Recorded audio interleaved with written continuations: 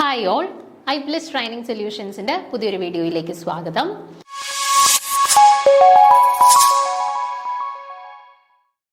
അപ്പോൾ ഇന്ന് നമ്മൾ ഡിസ്കസ് ചെയ്യാനായിട്ട് പോകുന്നത് 12 പ്രിൻസിപ്പിൾസ് ഓഫ് ഗ്രീൻ കെമിസ്ട്രി ആണ്. നമ്മുടെ ഗ്രീൻ കെമിസ്ട്രി എന്ന് പറയുന്നത് നമ്മുടെ റിപ്പീറ്റഡ്ലി ക്വസ്റ്റ്യൻസ് വരുന്ന ഒരു ഏരിയയാണ് കേട്ടോ. അപ്പോൾ സെറ്റ് എക്സാമുമായിട്ട് ബന്ധപ്പെട്ട് നിങ്ങൾ മിക്ക ക്വസ്റ്റ്യൻ പേപ്പേഴ്സ് നോക്കിക്കഴിഞ്ഞാലും നമ്മുടെ ഗ്രീൻ കെമിസ്ട്രി ആയിട്ട് റിലേറ്റ് ചെയ്തിട്ട് ഷുവർ ആയിട്ടൊരു ചോദ്യം ഉണ്ടായിരിക്കും. അപ്പോൾ ഒന്നെങ്കിൽ ആറ്റം ഇക്കോണമി കാൽക്കുലേഷൻ ആയിരിക്കും, അല്ലാന്നുണ്ടെങ്കിൽ ഈ പറയുന്ന 12 പ്രിൻസിപ്പിൾസ് ഓഫ് ഗ്രീൻ കെമിസ്ട്രി ആയിട്ട് ബന്ധപ്പെട്ട ഉള്ളതായിരിക്കും, അല്ലാന്നുണ്ടെങ്കിൽ ഇതുമായിട്ട് ബന്ധപ്പെട്ട് റിലവൻ്റ് ആയിട്ടുള്ള ഏതെങ്കിലും കൺസെപ്റ്റുമായിട്ട് ബന്ധപ്പെട്ട ഒരു ചോദ്യം നമ്മുടെ എല്ലാ എക്സാംസിനും ചോദിക്കാറുണ്ട്. ഓക്കെ, അപ്പോൾ ഈ പ്രാവശ്യം നമ്മുടെ ആറ്റം ഇക്കോണമിയായിട്ട് ബന്ധപ്പെട്ട ചോദ്യം ചോദിച്ചിട്ടുണ്ടായിരുന്നു. അതേപോലെ പ്രിൻസിപ്പിൾസ് ഓഫ് ഗ്രീൻ കെമിസ്ട്രി ആയിട്ട് ബന്ധപ്പെട്ടും ചോദ്യം വന്നിട്ടുണ്ടായിരുന്നു. ഓക്കെ, സോ ഇന്നത്തെ ക്ലാസ്സിൽ നമ്മൾ ഡിസ്കസ് ചെയ്യാനായിട്ട് പോകുന്നത് 12 basic principles of green chemistry ആണ്. അപ്പോൾ ഈ ഒരു ഏരിയയുമായിട്ട് ബന്ധപ്പെട്ട് ഡയറക്റ്റ് ചോദ്യങ്ങളായിരിക്കും വരുന്നത്. ഇപ്പം 4 സ്റ്റേറ്റ്മെന്റുകൾ തന്നിട്ടുള്ളതിൽ പ്രിൻസിപ്പിൾസ് ഓഫ് ഗ്രീൻ കെമിസ്ട്രി ആയിട്ട് ബന്ധപ്പെട്ട് റോങ് ആയിട്ടുള്ള സ്റ്റേറ്റ്മെന്റ് അല്ലെങ്കിൽ കറക്റ്റ് ആയിട്ടുള്ള സ്റ്റേറ്റ്മെന്റ്, അല്ലെന്നുണ്ടെങ്കിൽ ഇപ്പം എന്തെങ്കിലും ഒരു കണ്ടീഷൻ തന്നിട്ട് ആ കണ്ടീഷൻ നമ്മുടെ പ്രിൻസിപ്പിൾസ് ഓഫ് ഗ്രീൻ കെമിസ്ട്രിയിൽ ഏത് പ്രിൻസിപ്പിളുമായിട്ട് ബന്ധപ്പെട്ട കണ്ടീഷനാണ്, അങ്ങനെ പല രീതിയിൽ ചോദ്യങ്ങൾ വരാം. ഓക്കെ, സോ വളരെ ഇമ്പോർട്ടൻ്റ് ആയിട്ടും ഉള്ളതും എന്നാൽ വളരെ സിമ്പിൾ ആയിട്ടുള്ളതുമായിട്ടുള്ള ഒരു ടോപ്പിക്കാണ് ഈ പറയുന്ന 12 basic principles of green chemistry എന്ന് പറയുന്നത്. ഓക്കെ, സോ നമുക്ക് സ്റ്റാർട്ട് ചെയ്യാം. ആദ്യം ഞാൻ ജസ്റ്റ് 12 പ്രിൻസിപ്പിൾസ് എന്തൊക്കെയാണെന്നൊന്ന് പറഞ്ഞു, അതിനുശേഷം അത് ഓരോന്നിൻ്റെയും എക്സ്പ്ലനേഷൻസ് പറയാം. ഓക്കെ, ഒന്നാമത്തെ പ്രിൻസിപ്പിൾ ആണ് വേസ്റ്റ് പ്രിവെൻഷൻ, രണ്ടാമത്തത് ആറ്റം ഇക്കോണമി, മൂന്നാമത്തത് avoiding the production of hazardous chemicals, നാലാമത്തത് ഡിസൈൻ ഓഫ് സേഫ് കെമിക്കൽസ്, അഞ്ചാമത്തത് design of safe auxiliaries and solvents, ആറാമത്തെ energy efficiency, 7 incorporation of renewable feedstock, എട്ടാമത്തത് reduction of generation of derivatives, അടുത്തത് incorporation of catalysis, then designing chemicals for degradation, then incorporation of real-time analysis, and finally incorporation of safe chemistry for accident prevention. Okay, so ഇത്രയുമാണ് നമ്മുടെ 12 principles of green chemistry ആയിട്ട് അറിയപ്പെടുന്നത്. Okay, ഇനി ഓരോന്നിനകത്തും ഓരോ പ്രിൻസിപ്പിളിനകത്തും എന്താണ് ഉദ്ദേശിച്ചിട്ടുള്ളത്, എന്ത് കാര്യമാണ് പറയുന്നത് എന്നുള്ളത് നോക്കാം. First, waste prevention. എന്താണ് വേസ്റ്റ് പ്രിവെൻഷൻ കൊണ്ട് അർത്ഥാക്കുന്നത്? അതായത് നമ്മളെപ്പോഴും ഒരു വേസ്റ്റ് ഉണ്ടാവുന്നത് തടയുന്നതാണോ നല്ലത്, അതോ ഉണ്ടായ വേസ്റ്റിനെ ഡികമ്പോസ് ചെയ്യിക്കുന്നതാണോ നല്ലത്? തീർച്ചയായിട്ടും വേസ്റ്റുകൾ ഉണ്ടാവുന്നത് തടയുന്നതാണ് ഏറ്റവും നല്ലത്, അല്ലെ? അപ്പൊ അതാണ് ഫസ്റ്റ് പ്രിൻസിപ്പിൾ ഓഫ് ഗ്രീൻ കെമിസ്ട്രിയിൽ പറയുന്നത്. നമ്മൾ ഒരു വേസ്റ്റ് ഉണ്ടായിട്ട് അതിനെ എങ്ങനെ മാനേജ് ചെയ്യും, എങ്ങനെ ഡികമ്പോസ് ചെയ്യും എന്ന് ചിന്തിക്കുന്നതിന് പകരം ആ വേസ്റ്റ് എങ്ങനെ പ്രിവെന്റ് ചെയ്യാം, അതിനു വേണ്ടിയുള്ള കാര്യങ്ങൾ ചെയ്യാനായിട്ട് ശ്രമിക്കുക. ഓക്കെ, സോ അതാണ് വേസ്റ്റ് പ്രിവെൻഷനകത്ത് ഉദ്ദേശിക്കുന്നത്. Avoiding the development of garbage product is always preferable to clean up the waste that has already been formed. എന്താ, ഉണ്ടായ പ്രോഡക്ട്സിനെ ഡിസ്പോസ് ചെയ്യുന്നതിന് പകരം ഈ പറയുന്ന വേസ്റ്റ് ഉണ്ടാവാതിരിക്കാൻ ശ്രമിക്കുക എന്നതാണ് ഏറ്റവും ഉചിതമായിട്ടുള്ളത്. ഓക്കെ, രണ്ടാമത്തതാണ് ആറ്റം ഇക്കോണമി. എന്താണ് ആറ്റം ഇക്കോണമി കൊണ്ട് ഉദ്ദേശിക്കുന്നത്? അതായത് ഇപ്പൊ ചില ടൈപ്പ് ഓഫ് റിയാക്ഷൻസ് നമ്മൾ നടത്തുന്ന സമയത്ത് നമ്മൾ എടുത്തിട്ടുള്ള റിയാക്ടന്റ് ഇപ്പൊ 100 ഗ്രാം ആയിരുന്നു എന്ന് വെച്ചോ, നമുക്ക് അതിനകത്തുനിന്ന് ഒരു 98 ഗ്രാം ഓഫ് ഡിസൈർഡ് പ്രൊഡക്റ്റ് നമുക്ക് കിട്ടി. ഓക്കെ, അപ്പൊ നമുക്ക് പറയാം നമുക്ക് 98% പ്രൊഡക്റ്റ് ഫോർമേഷൻ ഉണ്ടായി, നല്ല ആറ്റം ഇക്കോണമി ഉണ്ട്. എന്നാൽ ഞാനൊരു 100 ഗ്രാം ഓഫ് റിയാക്ടന്റ് എടുത്തു, റിയാക്ട് ചെയ്യിച്ചു, അതിനകത്തുനിന്ന് ഒരു 40 ഗ്രാം മാത്രമേ എനിക്ക് ഡിസൈർഡ് പ്രൊഡക്റ്റ് കിട്ടിയിട്ടുള്ളൂ, ബാക്കിയെല്ലാം അൺവാണ്ടഡ് ബൈ പ്രൊഡക്ട്സുകളായിട്ട് അങ്ങ് പോയതാ. അപ്പൊ നമുക്ക് വേണ്ടുന്ന ഡിസൈർഡ് പ്രൊഡക്റ്റിന്റെ അളവ് വളരെ കുറവാണ് എന്നുണ്ടെങ്കിൽ നമുക്ക് പറയാം അവിടെ ആറ്റം ഇക്കോണമി വളരെ കുറവാണ്, അല്ലെ? അപ്പം എന്താ, നമ്മൾ എടുത്ത റിയാക്ടന്റിൽ പകുതിയിൽ കൂടുതലും എന്താ വേസ്റ്റ് ആയിട്ട് അങ്ങ് കൺവേർട്ട് ചെയ്തു പോയി, അല്ലെ? അപ്പൊ ആറ്റം ഇക്കോണമി കൊണ്ട് ഉദ്ദേശിക്കുന്ന ഇതാണ്, നമ്മൾ എടുക്കുന്ന റിയാക്ടന്റിനെ കംപ്ലീറ്റ് ആയിട്ട് പ്രൊഡക്റ്റ് ആക്കി മാറ്റാനായിട്ട് ശ്രദ്ധിക്കുക. Okay, but green chemistry based synthetic processes and technologies must always strive to maximize the consumption and incorporate all the raw materials into final products. നമ്മൾ എടുത്തിട്ടുള്ള റോ മെറ്റീരിയൽസ് അല്ലാന്നുണ്ടെങ്കിൽ നമ്മൾ എടുത്തിട്ടുള്ള റിയാക്ടൻസ് കംപ്ലീറ്റ്ലി പ്രൊഡക്റ്റ് ആക്കി incorporate ചെയ്യാനായിട്ട്, അതായത് പരമാവധി by പ്രൊഡക്റ്റുകളോ unwanted ആയിട്ടുള്ള മെറ്റീരിയൽസും ഒക്കെ ഫോം ചെയ്യുന്നത് അവോയ്ഡ് ചെയ്ത് മാക്സിമം ഇവരെ നമ്മുടെ വാണ്ടഡ് പ്രൊഡക്റ്റുകളാക്കി കൺവേർട്ട് ചെയ്യാൻ അല്ലെങ്കിൽ ഇൻകോപ്പറേറ്റ് ചെയ്യാനായിട്ട് ശ്രമിക്കുക. അതാണ് ആറ്റം ഇക്കോണമി എന്ന് പറയുന്ന പ്രിൻസിപ്പിൾ കൊണ്ട് ഉദ്ദേശിക്കുന്നത്. Okay, this reduces the byproducts. അതിന്റെ ഫലമായിട്ട് എന്ത് സംഭവിക്കും? ബൈ പ്രോഡക്റ്റുകളുടെ ഫോർമേഷൻ നമുക്ക് പരമാവധി കുറയ്ക്കാൻ പറ്റും. പല ബൈ പ്രോഡക്റ്റുകളും ഹസാഡസ് ആണ്, അത് നമുക്ക് പലതരത്തിലുള്ള പ്രശ്നങ്ങൾ ഉണ്ടാക്കാം. ഓക്കെ, അപ്പൊ ഈ പറയുന്ന ആറ്റം ഇക്കോണമിയിൽ കോൺസെൻട്രേറ്റ് ചെയ്യുകയാണെന്നുണ്ടെങ്കിൽ നമ്മുടെ റിയാക്ടൻസിനെ നമുക്ക് ഒരു പരിധിവരെ കംപ്ലീറ്റ്ലി പ്രൊഡക്റ്റുകളാക്കി വാണ്ടഡ് പ്രൊഡക്റ്റുകളാക്കി മാറ്റാം. അൺവാണ്ടഡ് ബൈ പ്രോഡക്റ്റുകളുടെ ഫോർമേഷൻ നമുക്ക് പരമാവധി അവോയ്ഡ് ചെയ്യാം. അതാണ് ആറ്റം ഇക്കോണമി എന്ന് പറയുന്ന പ്രിൻസിപ്പിൾ കൊണ്ട് ഉദ്ദേശിക്കുന്നത്. അടുത്തത് avoiding the production of hazardous chemicals. അതായത് ചില കെമിക്കൽ റിയാക്ഷൻസ് നടത്തുന്ന സമയത്ത് നമുക്ക് ആവശ്യമുള്ള പ്രൊഡക്റ്റിനോടൊപ്പം തന്നെ ചില അൺവാണ്ടഡ് ആയിട്ടുള്ള ഹസാഡസ് ആയിട്ടുള്ള ഗ്യാസസുകൾ ചിലപ്പോൾ അവിടെ എലിമിനേറ്റ് ചെയ്യാം. ചിലപ്പോൾ ഭയങ്കര ഹസാഡസ് ആയിട്ടുള്ള കെമിക്കൽ സബ്സ്റ്റൻസസ് അവിടെ ബൈ പ്രൊഡക്ട്സുകളായിട്ട് ഫോം ചെയ്യാം. ഓക്കെ, അപ്പോൾ അങ്ങനെയുള്ള കണ്ടീഷൻസിൽ നമ്മൾ ഈ പറയുന്ന കെമിക്കൽസുമായിട്ട് ഡയറക്ട്ലി എക്സ്പോസ്ഡ് ആവുകയാണ്. പലതരത്തിലുള്ള ഹെൽത്ത് പ്രോബ്ലംസും മറ്റ് പ്രശ്നങ്ങളൊക്കെ നമുക്ക് ഉണ്ടായി എന്ന് വരാം. ഓക്കെ, അപ്പോൾ എപ്പോഴും നമ്മൾ ഒരു സിന്തസിസ് അല്ലെങ്കിൽ ഒരു കെമിക്കൽ സിന്തസിസ് ഡിസൈൻ ചെയ്യുന്ന സമയത്ത് ഹസാഡസ് ആയിട്ടുള്ള കെമിക്കലി ഹസാഡസ് ആയിട്ടുള്ള ആളുകളെ ഇൻകോപ്പറേറ്റ് ചെയ്യുന്നത് പരമാവധി അവോയ്ഡ് ചെയ്യണം.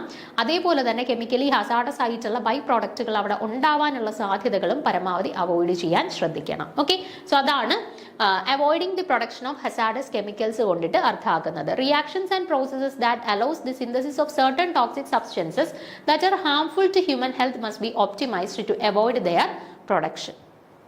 Okay, then അടുത്ത പ്രിൻസിപ്പിൾ ആണ് the design of safe chemicals. അതായത് ഇപ്പം ചിലപ്പം നമുക്ക് ചില റിയാക്ഷൻസ് ഒന്നിലധികം അല്ലെങ്കിൽ ചില കെമിക്കൽസിന്റെ ഫോർമേഷൻ അല്ലെ ചില സിന്തസിസ് നമുക്ക് ഒന്നിലധികം മെത്തേഡ്സ് വഴി ക്യാരിഡ് ഔട്ട് ചെയ്യാനായിട്ട് പറ്റുമായിരിക്കും. ഒരു മെത്തേഡ് ചിലപ്പം ഭയങ്കര ടോക്സിക് ആയിട്ടുള്ള കെമിക്കൽസ് ഒക്കെ ഇൻകോപ്പറേറ്റ് ചെയ്യുന്ന മെത്തേഡ് ആയിരിക്കും. അല്ലെങ്കിൽ ആ റിയാക്ഷൻസ് നടക്കുമ്പം പല ഹസാഡസ് ആയിട്ടുള്ള കെമിക്കൽസ് എലിമിനേറ്റ് ചെയ്യുന്നുണ്ടായിരിക്കും. പക്ഷെ വേറൊരു മെത്തേഡിൽ വലിയ ദോഷകരമായിട്ടുള്ള സോൾവെന്റുകളോ കെമിക്കൽസോ ഒന്നും നമ്മൾ യൂസ് ചെയ്യുന്നില്ല, അല്ലെങ്കിൽ വലിയ ഹസാഡസ് ആയിട്ടുള്ള ബൈ പ്രോഡക്ട്സുകളൊന്നും അവിടെ ഉണ്ടാവുന്നില്ലായിരിക്കാം.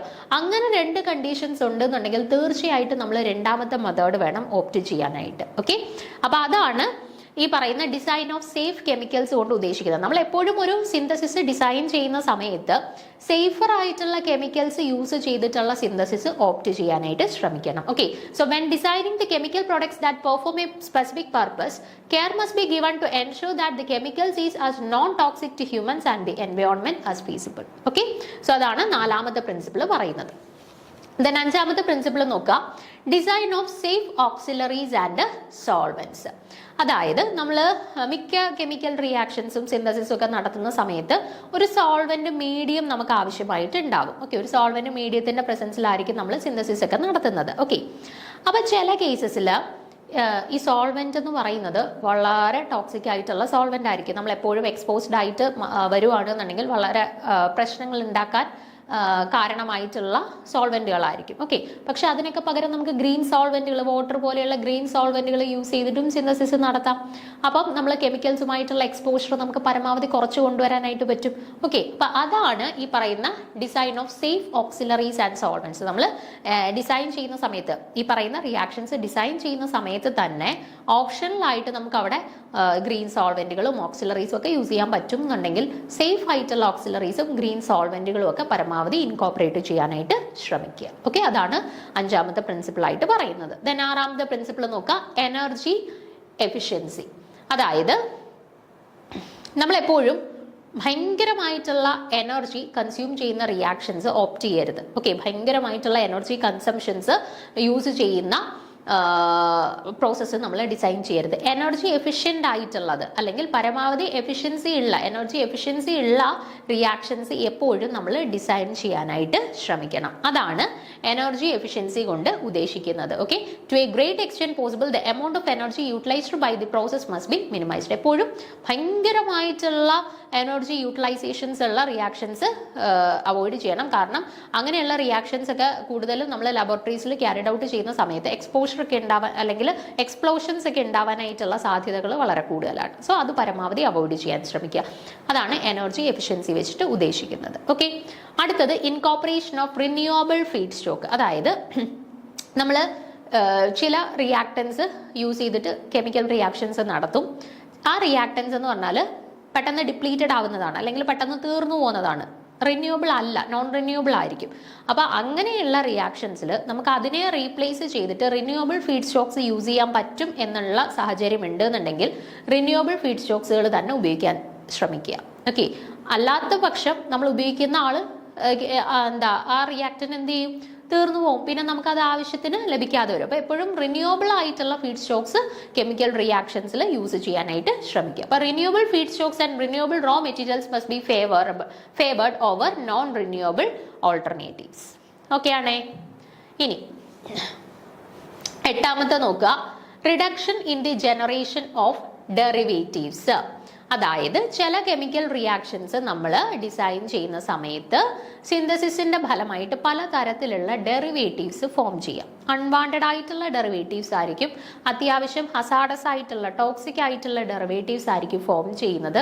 അപ്പോൾ നമ്മൾ എപ്പോഴും എന്ത് ചെയ്യണം, ഒരു റിയാക്ഷൻ ഡിസൈൻ ചെയ്യുന്ന സമയത്ത് തന്നെ ഇതുപോലെ അൺവാണ്ടഡ് ആയിട്ടുള്ള ഡെറിവേറ്റൈസേഷൻസ് ഒക്കെ നടക്കാൻ സാധ്യതയുണ്ട് എന്നുണ്ടെങ്കിൽ അവരെ പരമാവധി അവോയ്ഡ് ചെയ്യാനായിട്ട് നമ്മൾ ശ്രമിക്കണം. ഓക്കെ, സോ അതാണ് ഉദ്ദേശിക്കുന്നത്. Derivatives should be used only when they are required, as they tend to necessitate the use of extra reagents and chemicals, resulting in the waste formation. Okay, and അടുത്ത 9ാമത്തെ principle ആണ് incorporation of catalysis.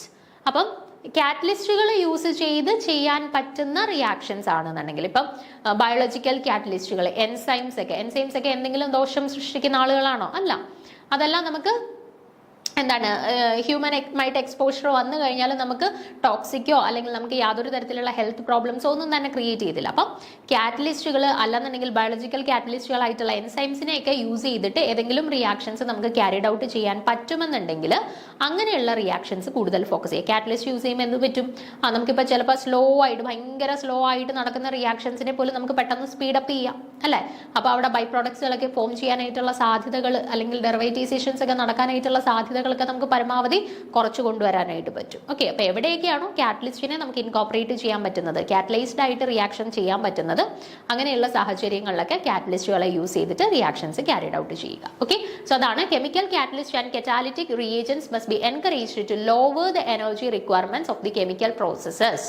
Okay, ഇനി 10ാമത്തെ principle ആണ് designing chemicals for degradation. നമ്മൾ എപ്പോഴും ഒരു chemical synthesis design ചെയ്യുന്ന സമയത്ത് അവിടെ നമ്മൾ യൂസ് ചെയ്യുന്ന റിയേജൻറ്റുകൾ ആയിക്കോട്ടെ, അല്ലെന്നുണ്ടെങ്കിൽ അവിടെ പ്രൊഡക്റ്റുകളായിട്ടോ ബൈ പ്രൊഡക്റ്റുകളായിട്ടോ ഫോം ചെയ്യുന്ന ആളുകളായിക്കോട്ടെ, എപ്പോഴും നമ്മൾ ഫോക്കസ് ചെയ്യേണ്ടത് ഡീഗ്രേഡബിൾ ആയിട്ടുള്ള ആളുകളെ വേണം എപ്പോഴും റിയാക്ഷൻസിനകത്ത് ഇൻകോർപ്പറേറ്റ് ചെയ്യാൻ.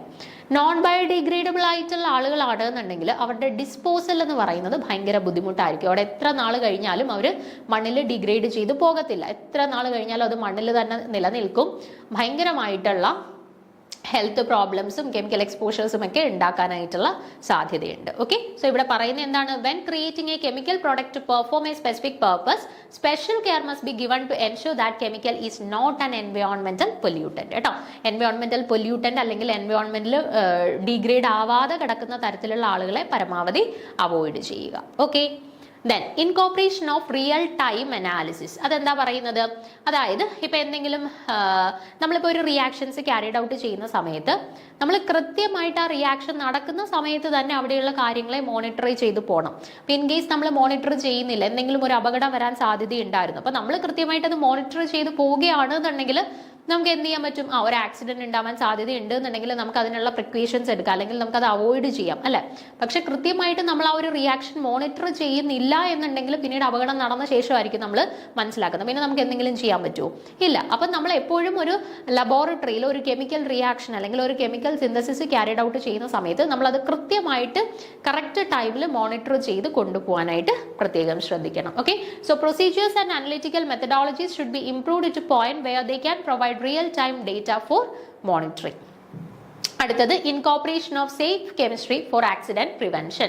When building chemical processes it is critical to ensure that the compounds employed in the processes are safe to use. നമ്മൾ എപ്പോഴും ഒരു റിയാക്ഷൻ യൂസ് ചെയ്യുന്ന സമയത്ത് നമ്മളിപ്പം ചിലപ്പം റിയാക്ഷൻ നമ്മൾ എന്താ ഡിസൈൻ ചെയ്യുന്ന സമയത്ത് ഏതെങ്കിലും റിയാക്ടൻസിനെ നമ്മൾ പരസ്പരം റിയാക്ട് ചെയ്യുമായിരിക്കും. ഇപ്പോൾ ചിലപ്പോൾ നമുക്ക് അറിയത്തില്ല അവർ തമ്മിൽ പരസ്പരം റിയാക്ട് ചെയ്ത് എന്തെങ്കിലും എക്സ്പ്ലോസീവ് നേച്ചറൊക്കെ ഉള്ളവരാണോ എന്നുള്ളത്. അപ്പോൾ നമ്മൾ എന്ത് ചെയ്യും, നമ്മൾ അറിയാതെ ഈ റിയാക്ടൻസിനെ എടുത്ത് പരസ്പരം മിക്സ് ചെയ്ത് കഴിഞ്ഞാൽ എന്ത് ചെയ്യും, ഇപ്പോൾ എക്സ്പ്ലോസീവ് നേച്ചർ ഉള്ളവരാണെന്നുണ്ടെങ്കിൽ ഭയങ്കരമായിട്ടുള്ള പൊട്ടിത്തെറികളും ആക്സിഡൻസും കാര്യങ്ങളൊക്കെ ഉണ്ടാവാനായിട്ടുള്ള സാധ്യതകളുണ്ട്. അപ്പോൾ ഒരു റിയാക്ഷൻ ഡിസൈൻ ചെയ്യുന്ന ടൈമിൽ തന്നെ നമ്മൾ യൂസ് ചെയ്യുന്ന റിയാക്ടൻറ്റുകൾ എന്തെങ്കിലും എക്സ്പ്ലോസീവ് നേച്ചർ ഉള്ളതാണോ അല്ലെങ്കിൽ ഹസാഡസ് ആണോ എന്നുള്ള കാര്യങ്ങളൊക്കെ ചെക്ക് ചെയ്ത് അതിലെല്ലാം സേഫ്റ്റി ഉറപ്പിച്ച് ആക്സിഡൻസ് ഒന്നും വരാൻ സാധ്യതയില്ല എന്നുള്ള കാര്യം ഉറപ്പിച്ചിട്ട് മാത്രം ലബോറട്ടറിയിൽ അത്തരത്തിലുള്ള എക്സ്പെരിമെന്റ്സ് ഒക്കെ അല്ലെങ്കിൽ അത്തരത്തിലുള്ള റിയാക്ഷൻസ് ഒക്കെ ക്യാരിഡ് ഔട്ട് ചെയ്യാനായിട്ട് പ്രത്യേകം ശ്രദ്ധിക്കുക. ഓക്കെ, അപ്പോൾ ഈ 12 എണ്ണമാണ് നമ്മുടെ 12 പ്രിൻസിപ്പിൾസ് ഓഫ് ഗ്രീൻ കെമിസ്ട്രി എന്നറിയപ്പെടുന്നത്. അപ്പോൾ ഈ 12 പ്രിൻസിപ്പിൾസ് നിങ്ങൾ കാണാതെ ഓർത്തിരിക്കുക. അതേപോലെ തന്നെ ഓരോ പ്രിൻസിപ്പിളുടെ ഉള്ളിലും വരുന്ന കാര്യങ്ങൾ എന്താണെന്നുള്ളത് അറിഞ്ഞിരിക്കുക. നമുക്ക് അങ്ങനെയുള്ള ഒരു പോയിന്റ് തന്നിട്ടായിരിക്കും ഇത് ഏത് പ്രിൻസിപ്പിൾ ഓഫ് ഗ്രീൻ കെമിസ്ട്രിയുടെ അണ്ടറിലാണ് വരുന്നത് എന്നുള്ള രീതിയിൽ ക്വസ്റ്റ്യൻസ് വരുന്നത്. 2025 ഓഗസ്റ്റിൽ നടന്നിട്ടുള്ള സെറ്റ് എക്സാമിന്റെ ക്വസ്റ്റ്യൻ പേപ്പർ നോക്കിക്കഴിഞ്ഞാൽ നിങ്ങൾക്ക് ഈ പാറ്റേണിലുള്ള ഒരു ചോദ്യം കാണാനായിട്ട് സാധിക്കും കേട്ടോ. സോ കൃത്യമായിട്ട് പഠിക്കുക, വളരെ സിമ്പിളാണ്, ഷുവർ ആയിട്ട് നമുക്ക് മാർക്ക് സ്കോർ ചെയ്യാൻ പറ്റുന്ന ഒരു ടോപ്പിക്കും കൂടിയാണ് കേട്ടോ. അതുകൊണ്ട് തന്നെ വൃത്തിയായിട്ട് പഠിക്കുക. എല്ലാ ടൈമിലും ഒരു ക്വസ്റ്റ്യൻ ഈ ഒരു ഏരിയയിൽ നിന്നും ചോദിക്കാൻ സാധ്യതയുള്ളതുമാണ്. ഓക്കെ, സോ അടുത്ത ക്ലാസ്സിൽ നമുക്ക് പുതിയൊരു ടോപ്പിക്കുമായിട്ട് കാണാം. Okay, thank you.